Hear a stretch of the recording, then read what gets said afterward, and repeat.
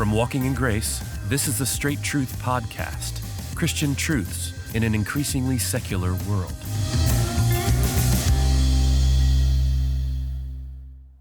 Well, welcome again to the Straight Truth Podcast. I'm your host, Josh Philpot, and as always, I'm joined by Pastor Richard Caldwell of Founders Baptist Church. Now, this podcast seeks to answer questions about faith, doctrine, practice, Bible verses, and even cultural issues. And we'd love for you to join the conversation. So if you're watching from YouTube, just leave us a comment below the video and we'll get to that. Or you can submit a question at our website, and the address is straighttruth.net. Now at our website, you can find links to all of our social media channels as well as previous episodes.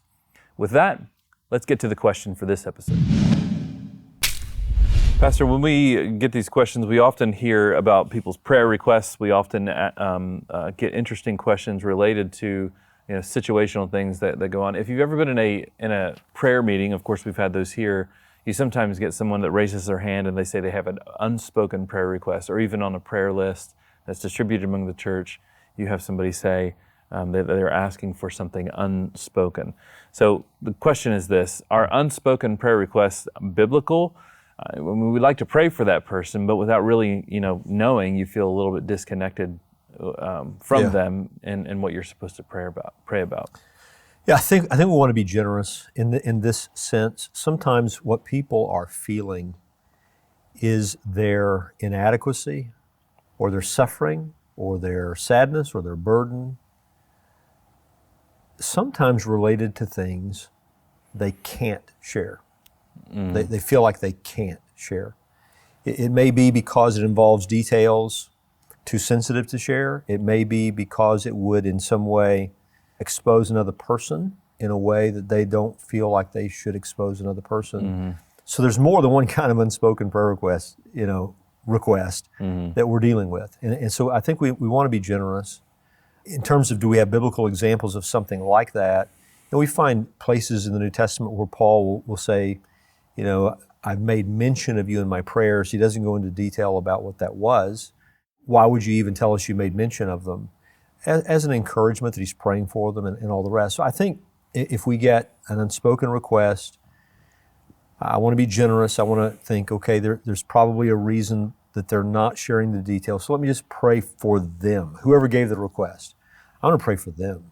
They must be in some place of difficulty or stress, burdened. I want to pray for them, because I really have no way to know what else to pray for, right? If it's unspoken, I don't know what's on their mind. I don't know what it is that's burdening them. I don't know what the situation is. So at least I can pray for them. And really, if I'm speaking to anybody here who gives the unspoken request, if you have something like that where you don't feel like you can share the details, then it would be better for you just to say, would you pray for me? I'm going through a set of circumstances right now that are hard for me. I really shouldn't talk about it, but if you could pray for me, that would be helpful. Because you praying for a situation, you know what's in your mind. You know what the situation is. Asking someone else to pray for what only your mind knows about, they can't assist you in that. They can pray for you, but they don't know what you're asking them to pray about. So that's one thought. Second thought that comes to mind is we probably should reduce that unspoken list greatly if we practiced a proper kind of transparency with one another. So there is a way to take some of these unspoken requests and make them spoken. And that is to maybe enlist the prayers of our elders. Maybe those are the kinds of requests you need to go to. Make them aware of it. Yeah, go to your pastor and say, look, this is what I'm dealing with. One of your elders, and say, this is what I'm dealing with. Would you join with me in this matter? Even enlist the body of elders to join together with you in this matter, because maybe what you're feeling is you want many people praying about this, but you can't share the details. Well, at least share with your elders and let them join together in praying with you about this. So those are my two, the two thoughts that come to mind, Josh, when I think about that. I'm with the person asking the question probably, in that I really feel unsatisfied when I see that on a prayer list. I don't know what to do with that in some sense, but the two things that I can do with it is be gracious and say, okay, there's a reason they're not sharing the details. I at least can pray for them, but I want to exhort at the same time and say, why don't you, some of these unspokens, why don't we change them? Either ask us just to pray for you because you're going through a set of difficult circumstances, or go to someone that you know you can trust, hopefully for sure the body of elders, and enlist them to pray for that situation that you have on your heart. The entire reason they're bringing this to a list is usually they do feel burdened. And so we do want to lift them up in prayer before the Lord. Should we make our, private thoughts or private struggles, should we always make those things known to somebody to pray for us? No, of course not. And that's a great point you raised, Josh. I think sometimes we talk to other people when we should be talking to God. And there are things that we don't need to tell anybody else. We just need to take to the Lord and make our requests known there and know that He hears us. So that's a great point that you make. Maybe some of those unspoken requests could be eliminated by simply, you pray about those things. Yeah. That's what I was about to say. I wonder if the broader issue here is that we struggle to pray and we just don't do it. Yeah. Right? I think you're right.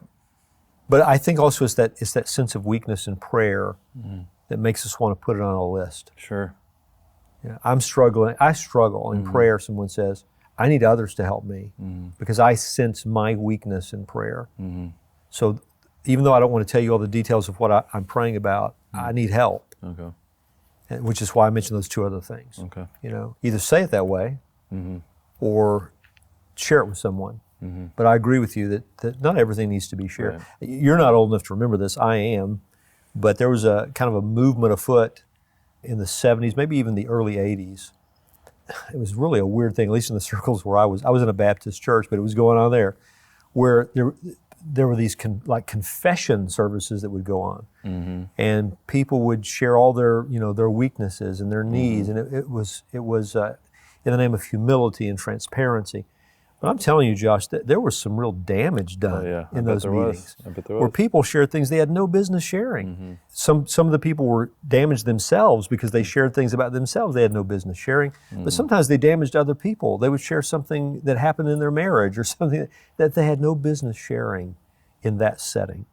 So I agree with you. Some of the things that end up on the prayer list maybe would be better in the prayer closet. Just take those things to the Lord yourself. Thanks again for joining us for this episode of the Straight Truth Podcast. Now, we'd love for you to share this episode with friends and family. And the easiest way to do that is just by going to one of our social media channels and liking and subscribing to our videos there.